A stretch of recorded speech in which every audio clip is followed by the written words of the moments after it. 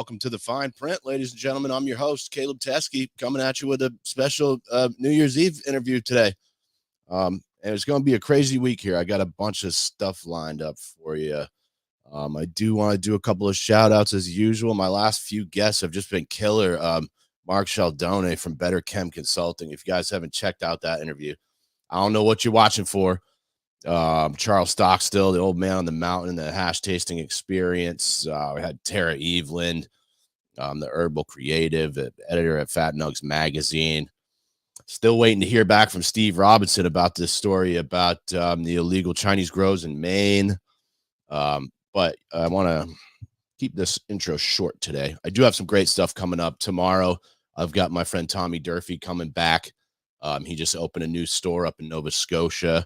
I'm going to give him a little follow-up. Tuesday, I got Chris Farrow on from Talking Joints Memo in Massachusetts. Thursday, I got Paula Collins, lawyer from New York. That should be a good one. I got to get Paula on the phone here. And then Friday, I got Jason Struthers. And if you haven't read the story about Jason Struthers, just go Google Jason Struthers and ducks. Should pop right up. Anyway, I also got a free t-shirt from my man Damien at Legacy. I got a bowl of your Violet Fog here. I'm going to be blazing here for my guest today. And yeah, without further ado, this is going to be a fun one because this topic is not something I know a lot about, and I feel like I'm going to get schooled right here. I always love learning about new things. And without further ado, my guest today from the Kairos Insurance Group, it's Summer Westerbur. Summer, thank you for being here today. Thanks for having me. Pleasure. Before we get started, would you hit us with a 5-minute life story? Sure. Let's see. Raised in South Florida, moved to Colorado in 2002. Was the founder of Kairos Insurance Group in 2004. I grew up in the business. My mom owned an insurance agency. I started working at it when I was 13. So I have almost 30 years of experience. Let's see. First job was writing questions for my stepfather's financial column. He was in like 300 columns nationwide on finance. And then I worked with my mom, moved to Colorado, launched the agency. Originally, I just helped regular businesses. Obviously, located in Colorado, cannabis came along. And so got in pretty early there. And I focus on, I just want to, say I'm an insurance agency, but I focus on employee benefits. But let's see, life story. What else do you want to know? I travel the world in the summers and December. I built my business so that I could be free to go live my life. I've been to like 50 some countries now. Single parent. I've raised my son in 30 countries. In middle school, I felt like spring break, if it said, 2 weeks, then they really meant 4. And so, he grew up all over the world. And let's see, he's a junior in high school now. Yeah, I play poker. I know you know that. What else do you want to know? Well, hey, that was fascinating to me because I hit the poker boom pretty hard back when I was in college, when the online poker boom, and I paid my rent like that for a few years. And same. Yeah, like what years? Well, after the moneymaker boom, whenever it must have been early in college, so like the mid 2000s, somewhere in there. And I was just playing as much as possible. I almost dropped out of school to play poker professionally because wasn't a ton of money, but it was paying the bills, and I really liked it. Same. I mean, I remember the day it all shut down, and it was, for me, I had a newborn baby at home when you were in college, 2008. And yeah, I mean, it was a great side gig, right? Your baby goes to sleep, you get online, make some money. Yeah. What did they call it? Black Monday or something when they shut down all the online poker sites. Yeah. Yep. I think we all remember that. And that was a long time ago. That's why I wouldn't keep a lot of money in there, because I was like, what if they shut this down sometimes? So, yeah. Yeah. So tell us a little bit about, it sounds like you're the CEO of this company. I got maybe we could do a shameless slap for your website right here. Hold up. I got CannaInsurancePro.com. Yeah, I got your insurance website up there. I also got your personal bio as well. Yeah. And I was blasting through that. Let me get back in here. Sometimes it's a little slow when I share the screen, but Yeah, you describe your firm as a boutique employee benefits agency for thousands of people across multiple states and includes a prominent division providing benefits to the cannabis industry. So I'm I'm just curious because I don't know anything about this shit.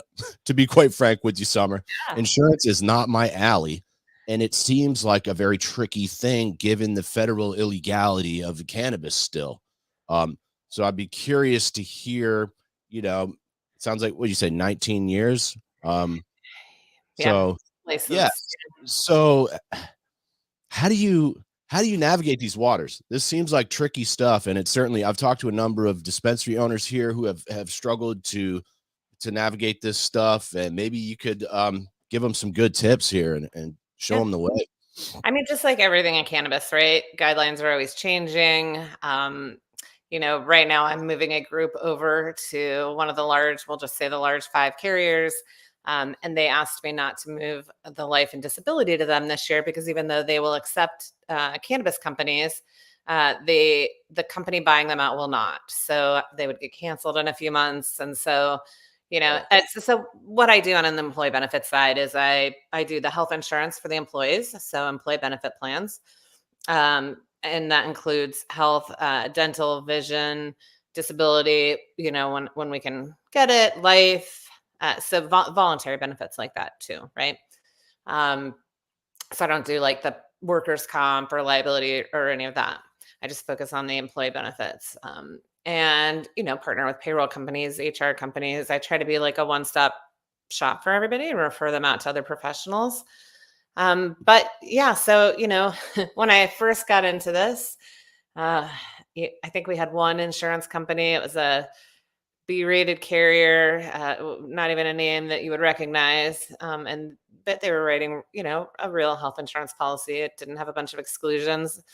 Um, so started there, and just kind of started pushing my reps, because I mean, I had been in cannabis or I had been in insurance long enough that I had, good relationships. And slowly we started getting, a retail here, a retail there. I remember trying to get in writing from the insurance commissioner that I could market to cannabis because you've noticed that little cannabis leaf in my logo. And they would not put that in writing back in that time. Actually, I don't know if they would today either, but they seem to have no issue with us writing it. But yeah, I mean, we were all kind of risking professional licenses at that time, I think.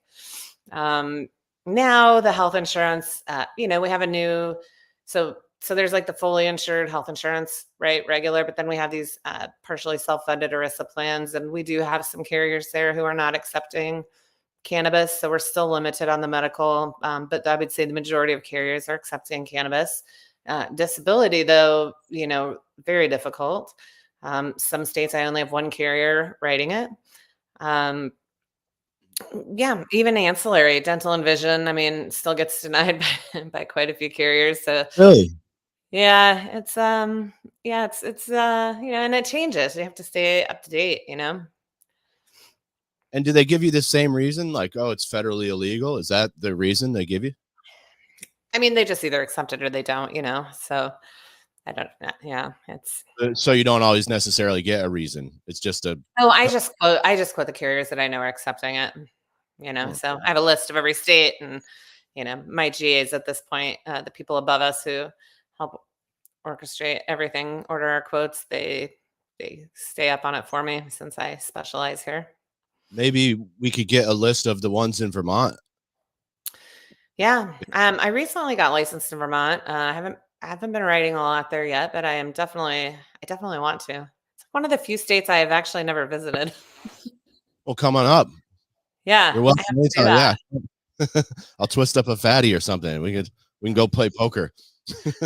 I love that. We don't actually. So I just relocated to New Jersey, kind of New York. I like to think of it as the far west side of New York. But there's like no poker here. I mean, it's Connecticut, Yeah. Well, that's where we used to go. I went to college in Worcester, Mass. So we would just drive down to Foxwoods and hit the casino. Yeah. Yeah. Okay. So New Jersey. I've only had one other guest from New Jersey, and that was Dr. Anna Schwabi, who was a Okay. fantastic guest. But I'd be curious to hear a little bit about the regulatory framework down there. I've heard New Jersey, from what I've read, it seems like kind of a tricky state to operate in. But yeah, I'd be curious to hear your thoughts on how that's playing out. So it's, it's interesting because, we have a few dozen stores open. Real estate's definitely a limiting factor. Thousands of, conditional licenses issued, prioritizing social equity. I think New Jersey really had the right intentions and they really tried to put teeth in it. But I think, how many of these licenses will have real social equity owners who have any say over the company and who have just, somebody's name filled in? It's hard to say, I think, at this point. One of the ways they structured the licensing here, and again, I've been here since September, so not very long. But one of the ways they structured it is the social equity applicant owns 51%, and they are not allowed to sell their portion of the license for 24 months. So if you, for example, get investors who then default on funding, they can sell out their part, leaving, the social equity owner with a ton of legal bills and the and the investors making money. And so you've kind of got this playing out all over. It's a really frustrating place. I mean, I have a license here. I have a woman-owned dispensary license here. I have property, local approval. But I have had a hard time with really investments hard here. It's because the industry is so negative in other areas right now, right? Like I lost like half of my insurance clients in Colorado in the last year and a half. So I know when the flower prices dropped, it just I watched companies with 150 employees just going under overnight. Or they call and cancel their benefits, right? That's the first thing that's going to go. Oh, so, and that's really, it was really tough. So, New Jersey, I think people are so pessimistic. Just, I'm sure you've noticed this just in general, right? Over the last 2 years, been horrible times in many states. We saw Michigan go down faster than expected. And so people are hesitating on New Jersey. And I think it's a big mistake because there's so little real estate available here. There's not enough funding coming in to a state that's going to have an excellent market. I think it's much different than, say, New York, which is 30 minutes from me, where you have these thousands of illegal dispensaries, this competition, and that's a totally different scenario. But I think New Jersey is just the investments coming in too slowly, and it's very unfortunate. Now, you mentioned this conditional licensing, which prioritized social equity, and you said 51% ownership is one of the conditions, which is the same as here in Vermont. I'm curious if there are any other conditions for the social equity licensing. Can't sell for 24 months. For if you wanted to get, there are different types of licenses. There's social equity for, being convicted of a crime. New Jersey was one of the few states allowed to be convicted in any state. The woman-owned certification, that was interesting. So when I applied for my woman-owned certification, we applied with one corporation and waited months, and they ultimately just did not approve it because of the way it was structured, even though it was just 2 women going in. We had to actually dissolve and resubmit, so it slowed the process down by quite a few months. So that was a little frustrating because it's not handled. The woman-owned certification is not handled inside the cannabis division in New Jersey. So it's just interesting when you see these programs that are designed to help people, right? But then they end up doing the opposite. I think it's an open question on if social equity will be a success in New Jersey. I hope so, but I'm not super optimistic. That's where I'm at. I don't like to, well, I'm not going to preach on that one too much, but I really haven't seen any states where I feel like the social equity, at least the idea of what was supposed to be social equity, doesn't seem to be playing out like that.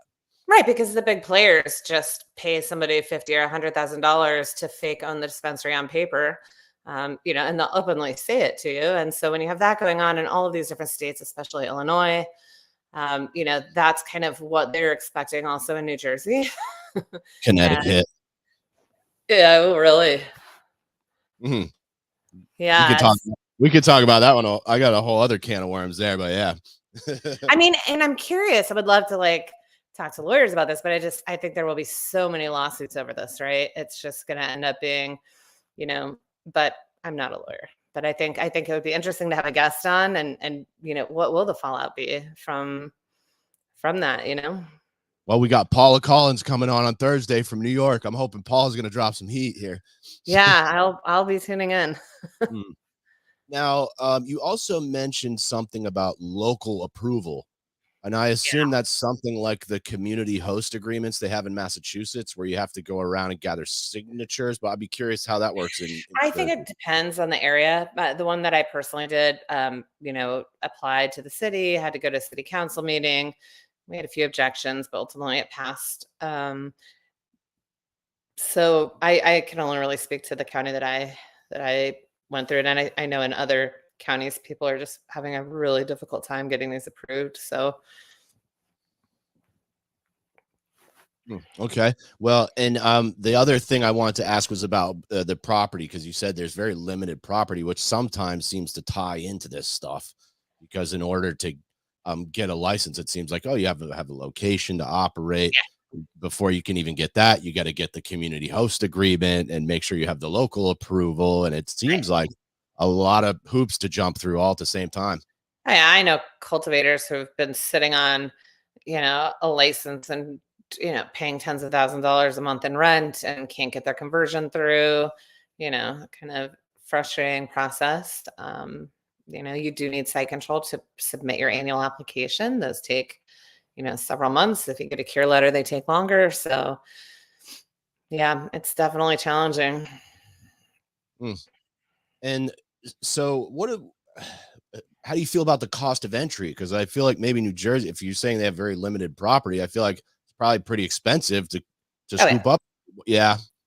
Yeah. I mean, I've seen leases in the, you know, $18,000 a month range, which is yeah, ridiculous for little small spots and properties, you know, obviously starting over $1 million. And it's yeah. And then the parking situation in a lot of New Jersey is just, you know, just very difficult. I do wonder if we'll see more delivery here, just because there really is no parking.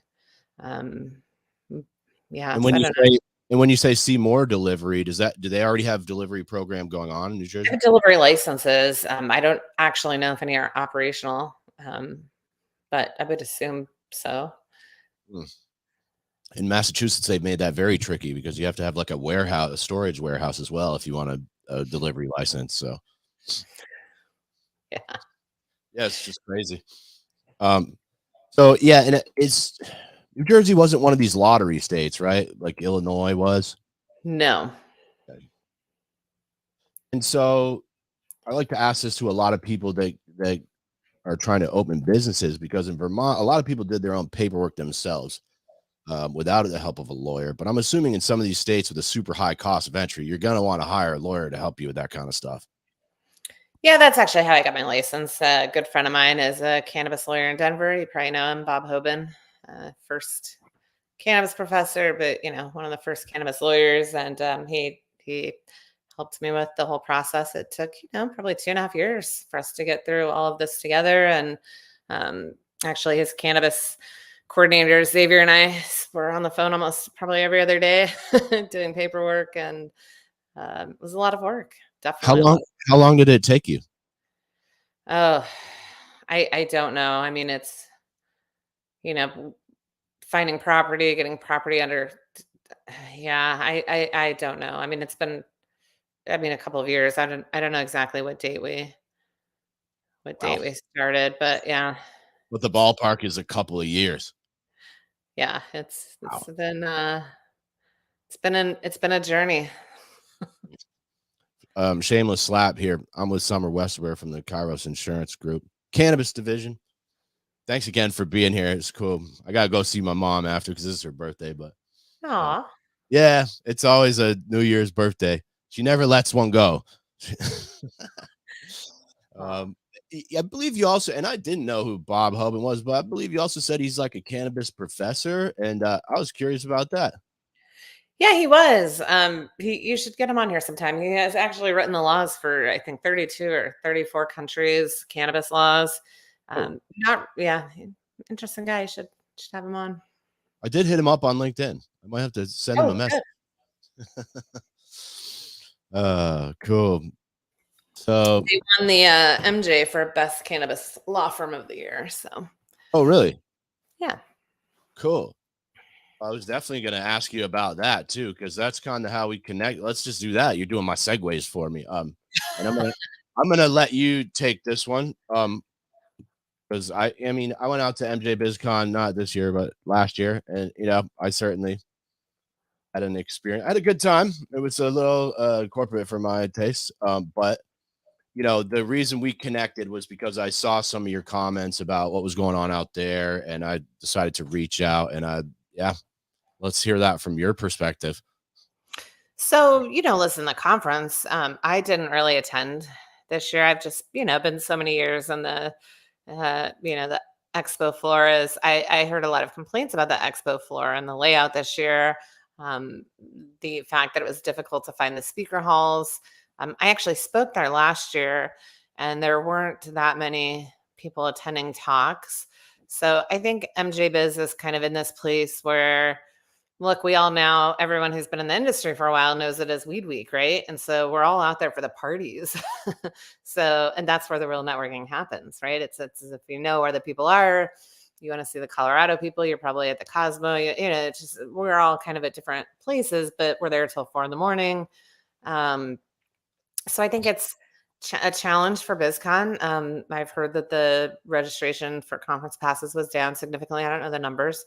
But look, I love BizCon, and I hope that they, do well. I hope that they, I think they've always done the best job of having great speakers and not doing the pay to play thing that so many conferences do, where you hear the same people talking over and over. And, BizCon, I actually enjoy the panels.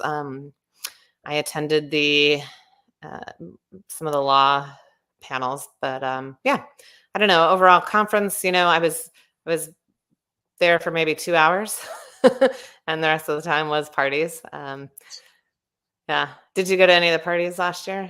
I was the opposite. I didn't know anybody. I just went out there totally green. The only events I've been to are little small Vermont events, and I went out there and I walked into the the Vegas Convention Center. I was just like totally overwhelmed.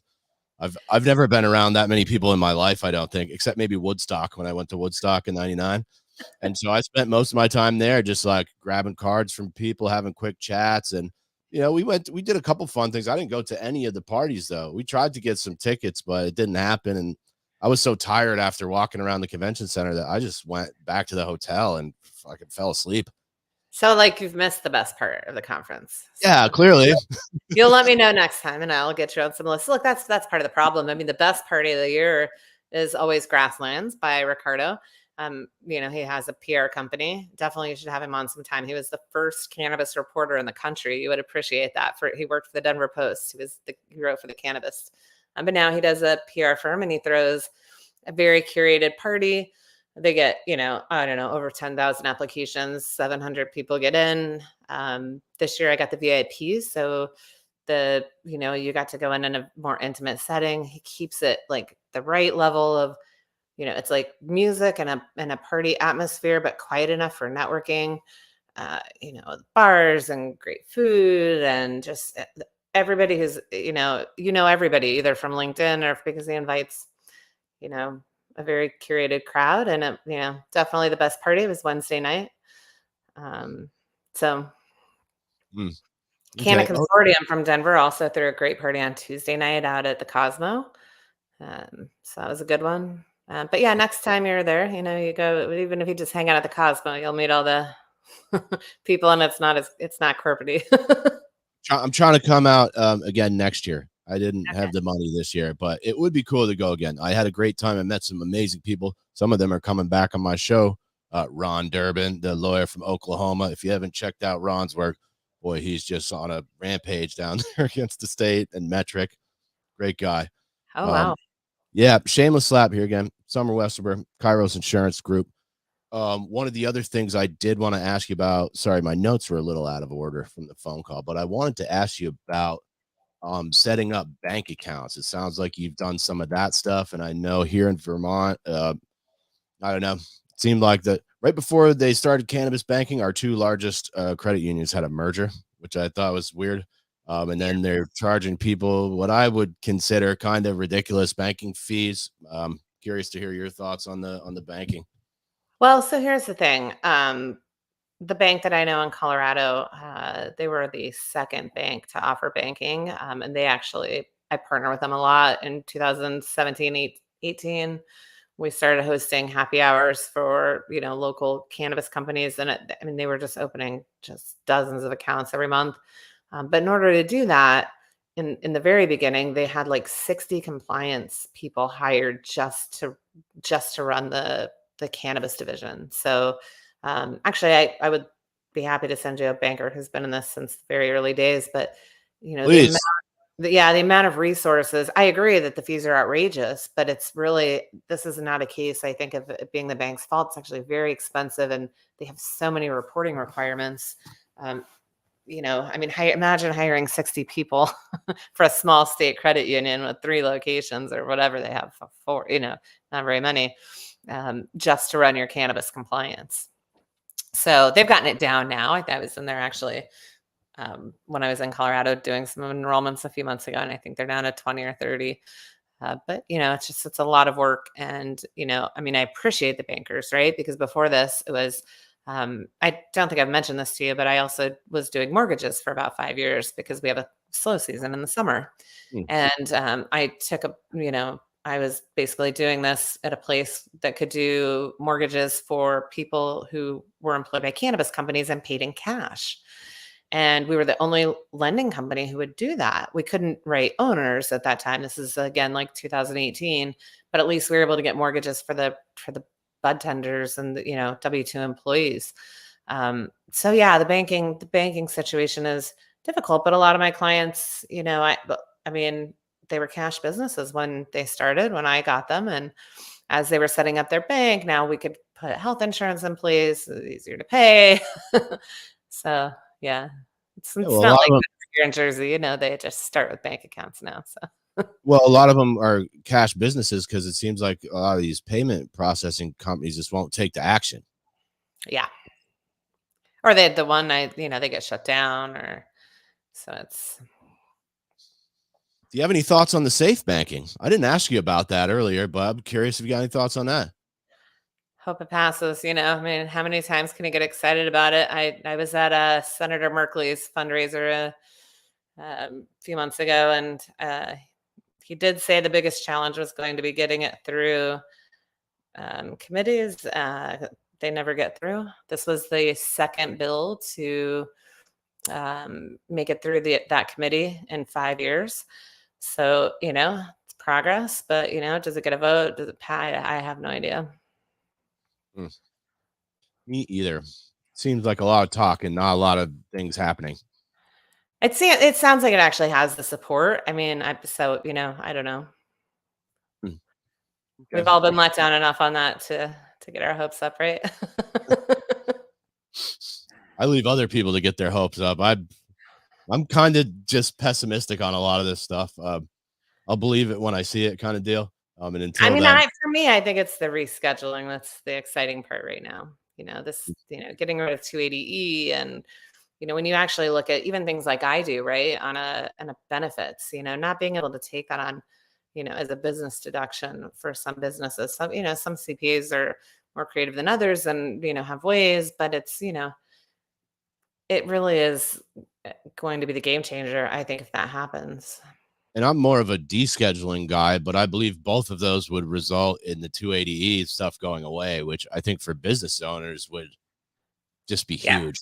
We all want descheduling, right? But like the reality is, have you looked at DC? Like getting anything done is, I'm not holding my breath on it. That's what I'd like to see, but none of the stuff I'd like to see is happening. And I'm not surprised by that. Right. Well, we have octogenarians running the country, oldest Senate in history. It just is what it is. Okay. I would love to see both parties have some younger candidates, and but Me too. Maybe more in touch with public opinion on cannabis. Yep. Well, I got a couple more for you, Summer. Go for it. One of them, so let's just do this now. I assume this is going to tie into my last question, but I'm going to do a little screen share because you said you wanted to talk about this. Let me stop that other one. We pull up this employee benefits. This is something you sent me in my email here. Yes. Yeah, the teledoc or something. Why don't you go ahead and tell us about that, please? So I'm super excited about this. This is an association plan that I formed with Teladoc. Um, we have things like this for other types of industries. But this is the first one that I've been able to form for cannabis specifically. And the employer pays $10 per month per employee, but all of the dependents go on this for free. So, wife, 2 kids, whatever.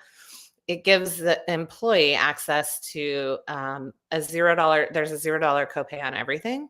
So primary care, urgent care, you just log into the app, click the button, and you see a doctor. It's also got dermatologists. So I uploaded a skin issue that I had last week. It was like 11 o'clock at night. I clicked the button, uploaded 3 photos. I woke up to antibiotics and steroids, called into my pharmacy. I didn't have to waste half a day at the dermatologist. The other thing I really like this for is the $0 copay for mental health.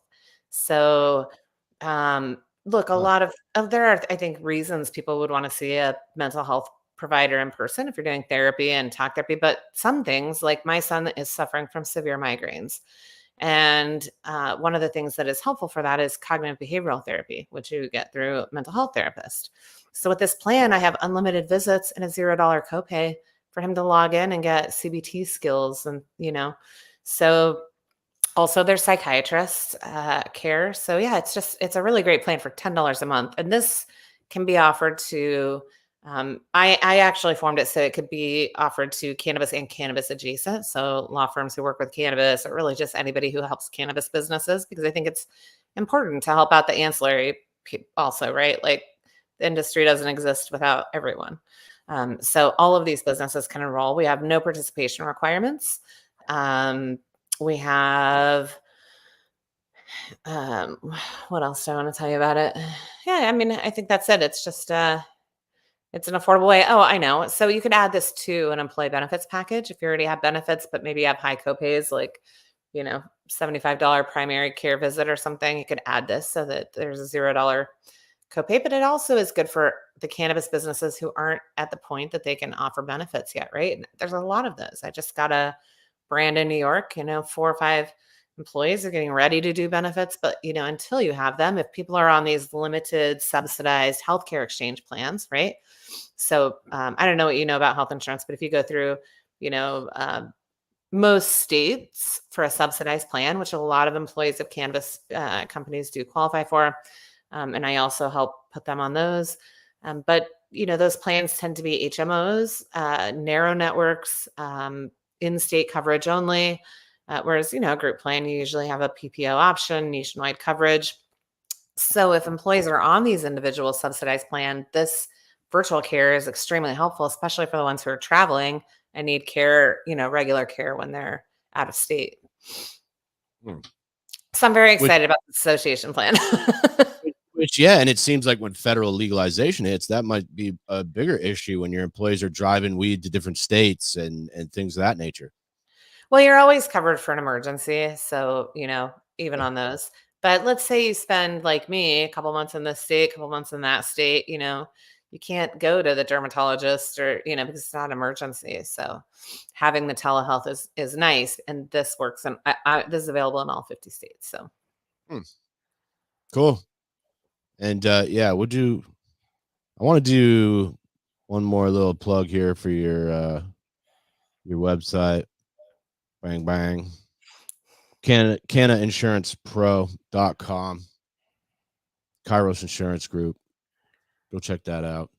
And the last thing I wanted to ask you about was how to save money on benefits. I assume you just told us a little bit about that, but you told me to bring this up. So I'm curious, how do you save people money on health insurance? I mean, right now, I think it's important to have a broker who's shopping your rates every year, who's taking the time to do the medical questionnaires and looking at the personally self-funded health plans, even though they can be a hassle, to set up. Because I'm a healthy group, I just saved a group 35%. So when you're talking about a bill that's $10,000, $20,000 a month, that's a lot of money.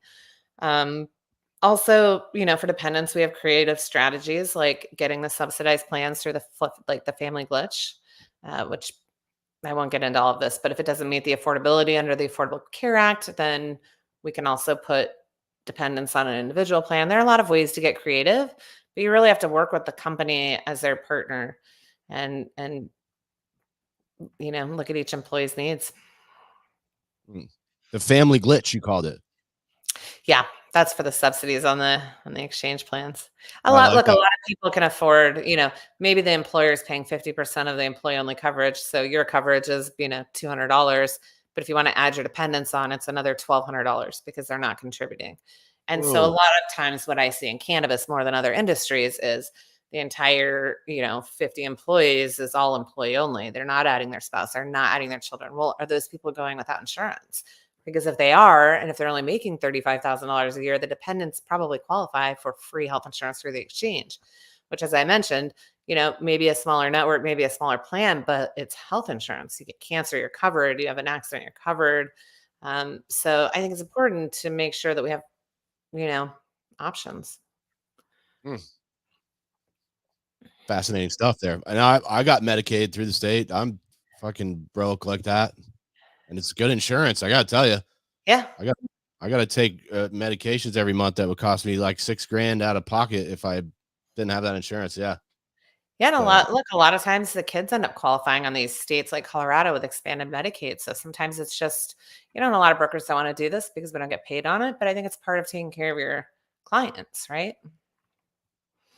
and there's got to be some value in taking care of your clients. Yeah. And the reality is it's harder for cannabis companies to pay a living wage when they're paying a 70 or 80% effective tax rate. So there are a lot of underpaid people in the industry. It's a great point there, Summer. Oh, I did want to ask you too. I said I was out of shit, but I have one more. It sounds like Okay. you've done speeches at a bunch of events. I'll be curious to hear how that's gone for you and what kind of stuff you were talking about. I see that in your bio here. Yeah, I spoke at um let's see. I spoke in Jamaica last year at Douglas Gordon's drawing a blank on the name of the conference, CanEX Jamaica. I also actually took his psychedelics retreat. So if you want to talk about that, I know you wanted to touch on that. So we can Oh go back yeah. to that. We'll go back to that in a minute. But yeah, I spoke there, spoke at MJBiz last year, CannaOne New Jersey, quite a few, just like US conferences. I serve on the board of the Cannabis Chamber of Commerce in the tri-state region. So speak at some events with them. Yeah. Public speaking's not my favorite thing in the world, but I think it's important to stay out there. And I also have to speak on the most boring topic in the world. Like you have managed to stay awake through this entire conversation about insurance, which I think is just so impressive. uh, it's not my favorite topic, but I think it's important to know about for sure. And I'd really like to talk to some people that could maybe clue me into what this guy commented on my LinkedIn that I read you earlier about robberies and maybe fires and stuff like that as well. Yeah, I mean, I would have to get you a PNC agent to talk about that. I bet you know a guy though. I know lots of them. Cool. So since I almost forgot and you brought it up, thank you, by the way. I did want to ask you about psychedelics because Yeah. obviously I'm kind of a fan and I see this is sort of the next burgeoning industry and people are already moving over there. And yeah, Yeah. just want to hear what you had to say So about I was working on some insurance for some retreats for various companies. And one is a friend of mine, Doug Gordon, with them, and he partners with the Marley family. It's the Marley One retreats. And so he invited me to go on a journey to Jamaica. It was just a couple of months after we spoke there. So it was fascinating. It had us on this beautiful property. I don't know if we were there 4 nights maybe. He brought in body workers, and I was going there for anxiety treatment, and one of the issues with a macro dose of psychedelics, and on these retreats, you're taking like a 3.5 gram dose, but you're there with guides. And one of the things they did was like take us out to the forest every morning. We had a vegan cooking show one night. It was they had 2,000 trees on this property. So everything was just, fresh fruit and incredible. I mean, he did such a great job organizing this. I think this, by the way, will be a huge industry. I mean, who would not want to go on this retreat? I don't know. But he, we did the first night, we took the 3.5 gram dose, and it was very guided and through, with experienced guides. And then we took a night off, because when you're doing 2 trips like that, you need to give your brain enough time to recover. So the next night we had a cooking show, but each day we had several sessions of body work. And what I really learned through the process of this retreat was, and especially like for anxiety, right? I mean, I think we talk a lot about depression, but anxiety is its own thing. And it's just, it's so in your muscles, right? Like I can't really ever turn my neck. And that actually triggers the fight or flight response, causing panic attacks, causing anxiety. And so just realizing how much anxiety is just from your physical body. And so having a massage therapist, and, we had to consent before. Do we consent to massage during or anything like that? Yes, I do. Yeah. Yeah. Right. Like, please. And actually this therapist does like a 4-hour psychedelics massage, which I am dying to try, because she said you can just get more in there and get the trigger points out. So definitely want to go try that. But yeah, it was just an amazing trip. Everybody had a different reaction, not really allowed to talk about how other people react or what happens in the sacred space. Yeah. It's like one of the rules, but, I can definitely say that because we were separated on our mattresses, kind of in the jungle, we were sort of outdoors. I started laughing, even though we weren't allowed to talk because this was a ceremony. But at that type of a dose, like some people cry, some people go through whatever they go through. I just laugh and like uncontrollably. Do you? Oh yeah, I call it permagrin, where I just can't stop smiling, and then sometimes I just laugh. No one's saying anything. I'm just laughing in my own head. And to the point the guide actually had to like remove me and take me to the restrooms and like I mean, so I mean, it was very distracting, and I just could not stop.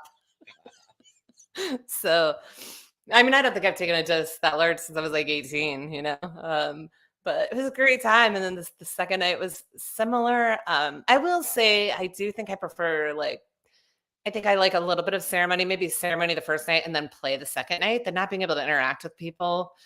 Because again, it's a fun thing, right? This is the thing that I think psychedelics for joy are just as important as psychedelics for therapeutic use. And so this was definitely more therapeutic.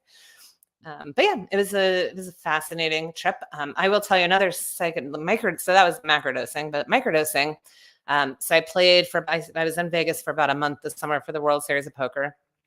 And yeah, and I wanted to see how microdoses and mini doses with the blend of functional mushrooms would impact my play.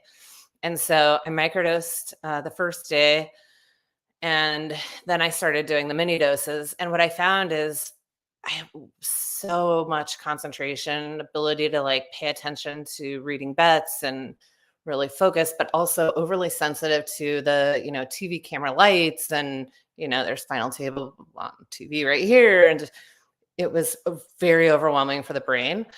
But I ended up cashing in 3 bracelet events. So one was 24,000 players. I came in 189th. Wow. So I feel like it was overall good, but very stressful play because there's just too much sensory input. It was bad. You know how they say set and setting? I don't think that was the setting. Can I tell you, I a couple times I ate LSD and I played Poker Stars at my apartment, and we had a projector on the wall. We had a 12-foot diagonal wall, and I would project the Poker Stars up onto the wall, and I would sit there, and we had a big captain's chair, and I had my mouse and my keyboard, and the cards were all a foot tall. I was killing it. I was seeing through their cards. It was wild. Yes. It makes it easier to pick up on things. And so in your house, that would be perfect. Yeah. But in a Yeah. place like a casino, Yeah. Where the lights are always on and everybody. 10,000 people in the room, the noise, and you know how you hear everybody. I shuffle my chips You hear endlessly. the chip riffling constantly. And Oh it's just, my and god. I kind of love that noise, but I could see if you were tripping super hard, that would just be like, oh my Yes, God, shut up. I normally love it, but when you're like that, even just a little bit, even a mini dose, it's like greeting. So, hey, we all have to experiment and figure out where these things are useful and not, right? Yeah, I feel like it would be more useful in the jungle or in Jamaica where you're just in the woods and it's quiet and you can enjoy nature and Yeah. not so many people. Yes. People in noise and light. Shameless slap here. Summer Westerbur, Kairos Insurance Group. And now, Summer, I am out of shit. And I always thank you for being here, doing a New Year's Eve interview. It's been fantastic. Thank you. If we missed anything or if there's any shameless plugs or shout outs that you want to do, now is the time. And then we're going to get out of here and I'm going to go see my mom. Thanks again. Great. Well, hey, thank you for having me. I hope you have a great new year. And yeah, thank you. Cool. Hey, Summer Westerbur. I'm Caleb Teskey. Remember, the devil's in the details and the details are in the fine print. Peace.